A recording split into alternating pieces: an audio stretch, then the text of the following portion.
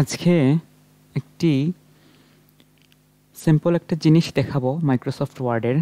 সেই ক্ষেত্রে ধরুন আপনারা টপ রাইট কর্নারে এই যে সিলেক্ট লেখা অপশনটি দেখতে পাচ্ছেন, সেখানে ক্লিক করলে সিলেক্ট অলে ক্লিক করবেন। কন্ট্রোল প্লাস এ মানে সিটিআরএল প্লাস এ দিয়ে আপনি যে লেখাগুলো সিলেক্ট করবেন তা কিন্তু আপনারা এই সিলেক্ট অপশন থেকে সিলেক্ট অলে দিলেই করতে পারছেন।